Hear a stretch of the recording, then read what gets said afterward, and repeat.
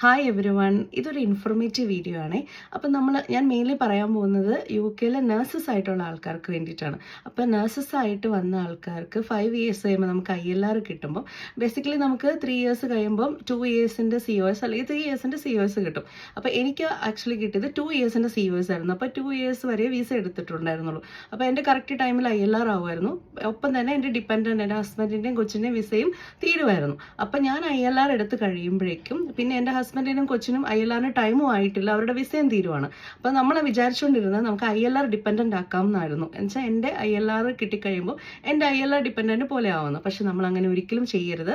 ILR dependent ആയി കഴിഞ്ഞിട്ടുണ്ടെങ്കിൽ നമ്മുടെ ഡിപ്പെൻഡൻസിൻ്റെ വീണ്ടും ഈ ILR എടുക്കാനുള്ള സൈക്കിൾ ഫ്രം 0 ഇന്ന് സ്റ്റാർട്ടാവും. അപ്പം നമ്മൾ എന്താ ചെയ്യേണ്ടതെന്ന് വെച്ചാൽ സ്കിൽഡ് ടയർ 2-ൻ്റെ തന്നെ എക്സ്റ്റൻഷൻ വിസ തന്നെ നമ്മൾ ചെയ്യണം.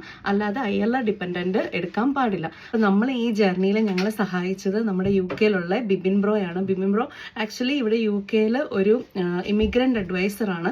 അപ്പം നിങ്ങൾക്ക് നിങ്ങളുടെ വിസ റിലേറ്റഡ് ആയിട്ടുള്ള എന്തെങ്കിലും ഡൗട്ട്സ്, PR റിലേറ്റഡ് ആയിട്ടുള്ള എന്തെങ്കിലും ഡൗട്ട്സ്, നിങ്ങൾക്കത് ഫർദർ ചെയ്യാനായിട്ട് എന്തെങ്കിലും ഹെൽപ്പൊക്കെ വേണമെങ്കിൽ നിങ്ങൾക്ക് ബിബിൻ ബ്രോയിനെ നിങ്ങൾക്ക് കോൺടാക്ട് ചെയ്യാം. ഞാൻ കോൺടാക്ട് നമ്പർ ഈ വീഡിയോയുടെ കൂടെ കൊടുത്തേക്കാം. ആക്ച്വലി നിങ്ങൾക്ക് ആർക്കും അബദ്ധമൊന്നും പറ്റരുത്. ഞങ്ങൾ അങ്ങനെ വിചാരിച്ചുകൊണ്ടിരുന്നപ്പോൾ നമുക്ക് കുറച്ച് ഫ്രണ്ട്സ് പറഞ്ഞു തന്നാണ് അങ്ങനെ ചെയ്യാൻ പാടില്ല, ചെയ്ത് കഴിഞ്ഞാൽ 2 ഇയേഴ്സ് നമ്മൾ ILR എടുത്തു കഴിയുമ്പോൾ നമ്മുടെ ഡിപ്പെൻഡൻറ്റിൻ്റെ വിസ തീരുവാണെങ്കിൽ നമ്മുടെ ILR കിട്ടിക്കഴിയുമ്പോൾ നമ്മൾ ഒബ്വിയസ്ലി അതിൻ്റെ ഡിപ്പെൻഡൻ്റ് ആക്കിയാലോ എന്ന് വിചാരിച്ച് അങ്ങനെ ചെയ്യാൻ നിൽക്കരുത്.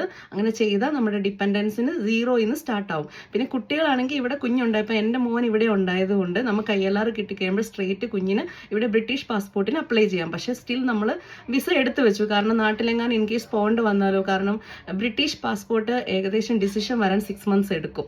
അപ്പോൾ അതുകൊണ്ടാണ്. അപ്പം നിങ്ങളും അങ്ങനെ എന്തെങ്കിലും ഉണ്ടെങ്കിൽ ബിബിൻ ബ്രോയിനെ കോൺടാക്ട് ചെയ്യാൻ ഞാൻ നമ്പർ കൊടുക്കാം. അപ്പോൾ ഇത്രേ ഉള്ളൂ. ബായ്.